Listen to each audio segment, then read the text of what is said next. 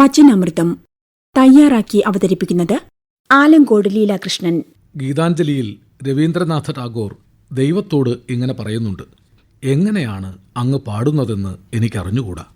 ആ ഗാനത്തിൻ്റെ അനന്തമായ ഇഴകൾക്കുള്ളിൽ അങ്ങൻ്റെ ഹൃദയത്തെ ബന്ധിതമാക്കിയിരിക്കുന്നു. എത്ര മനോഹരമാണ് അവിടുത്തെ ഗാനാലാപന ശൈലി! ദൈവമെന്ന് നാം വിളിക്കുന്ന അപാരവും അനന്തവുമായ സ്നേഹാനുഭവത്തിലേക്കുള്ള യാത്രയിൽ മനുഷ്യാത്മാവ് അനുഭവിക്കുന്ന അത്ഭുതവും ആഹ്ലാദവുമാണ് ഈ വരികളിലുള്ളത്. ദൈവം എവിടെയാണ്? അമ്പലത്തിലും പള്ളിയിലും ചർച്ചിലുമൊക്കെ ഉണ്ടാവാം. എല്ലായിടത്തും ഉണ്ട് എന്നറിയുമ്പോഴാണ് അതിരുകളില്ലാത്ത ആനന്ദം. ഈശാവാസ്യമിതം സർവം യത് കിഞ്ച ജഗത്യാം ജഗത്.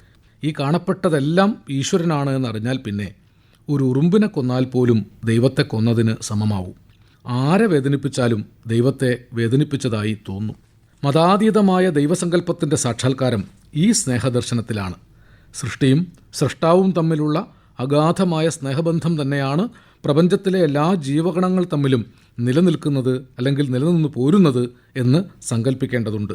പരാന്നപേക്ഷം പ്രാണിക്കമരാൻ പഴുതിൽ ഒരിടത്തും പരൻ പുമാനും പ്രകൃതി സഹായൻ പ്രപഞ്ചഘടനത്തിൽ എന്ന് മഹാകവി ഉള്ളൂർ പ്രേമസംഗീതത്തിൽ പറയുന്നത് സ്നേഹത്തിൻ്റെ ഈ പരസ്പരാശ്രിത പാരസ്പര്യത്തെക്കുറിച്ചാണ്.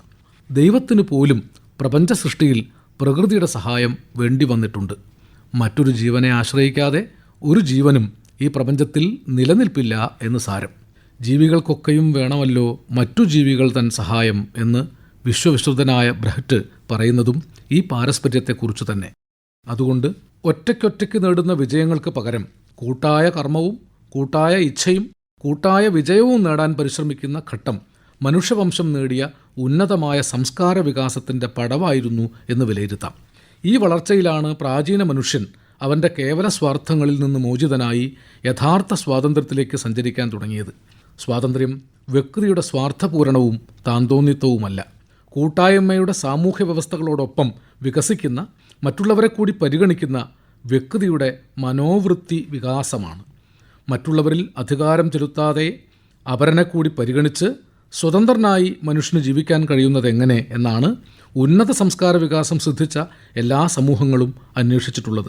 അന്യജീവൻ ഉതകി സ്വജീവിതം ധന്യമാക്കും അമലേ വിവേകികൾ എന്ന് കവിവചനത്തിൽ സ്ഫുരിപ്പിക്കുന്ന വിവേകം ഈ സംസ്കാര വികാസമാണ്. ഓരോരുത്തരും എല്ലാവരും ഓരോരുത്തർക്കും പ്രയോജനപ്പെടുന്ന ഒരു സാമൂഹ്യ വ്യവസ്ഥയിൽ മാത്രമേ മനുഷ്യന് താൻ സംസ്കാര സമ്പന്നനാണ് എന്ന് അവകാശപ്പെടാൻ സാധിക്കൂ. അതുകൊണ്ടാണ് മനുഷ്യർക്ക് ഒരുമിച്ച് സഞ്ചരിക്കാനും ഒരുമിച്ച് ഭക്ഷണം കഴിക്കാനും ഒരുമിച്ച് പഠിക്കാനും ഒരുമിച്ച് പാടാനും ഒരുമിച്ച് ജീവിക്കാനും സാധിക്കുന്ന ഒരു സാമൂഹ്യ കാലാവസ്ഥയ്ക്ക് വേണ്ടിയുള്ള കൂട്ടായ പ്രവർത്തനമാണ് നവോത്ഥാനം എന്ന് നാം സാമാന്യേന വിലയിരുത്തിയിട്ടുള്ളത്. ഒരുമിച്ചുള്ള പ്രവർത്തനം മനുഷ്യ ശരീരങ്ങളെ മാത്രമല്ല അടുപ്പിക്കുന്നത്, മനസ്സുകളെയും വികാരങ്ങളെയും വിചാരങ്ങളെയും ബുദ്ധിയെയും അടുപ്പിക്കുന്നു. പല മതങ്ങളിലും രാഷ്ട്രീയാഭിപ്രായങ്ങളിലും വിശ്വസിച്ചാലും അതിനൊക്കെ അതീതമായ സൗഹൃദങ്ങളിലേക്ക് മനസ്സുകൾ വളരുന്നു. ഒന്നിച്ചുള്ള പ്രവർത്തനം എല്ലാ അകലങ്ങളെയും അടുപ്പമാക്കി തീർക്കുന്നു. ഒരു പഞ്ചവത്സര പദ്ധതി ഒരു രാജ്യത്തെ മുഴുവൻ ഒന്നാക്കി തീർക്കുന്നത് അങ്ങനെയാണ്. രാഷ്ട്രങ്ങൾക്കും അപ്പോൾ ഒരു മനസ്സുണ്ടായിത്തീരുന്നു. എല്ലാറ്റിലും തന്നെ കാണാനും തന്നിൽ എല്ലാത്തിനെയും കാണാനും കഴിയുന്ന ഈ മനസ്സാണ് രാഷ്ട്രീയ ബോധവും ലോകബോധവുമെല്ലാം സൃഷ്ടിക്കുന്നത്.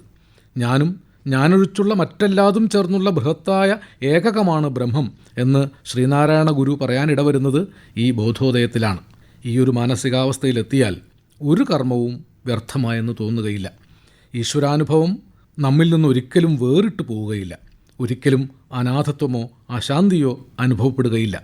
ഗീതാഞ്ജലിയിലെ മറ്റൊരു ഗീതത്തിൽ പറയുന്നത് പോലെ പൂർണ്ണമായില്ലെങ്കിലും ഈ ജീവിതത്തിൻ്റെ പൂജയൊന്നും വ്യർത്ഥമായില്ലെന്നറിവൂ ഞാൻ എന്ന സമാധാനം എല്ലായ്പ്പോഴും ജീവിതത്തിൽ ഉണ്ടായിരിക്കും.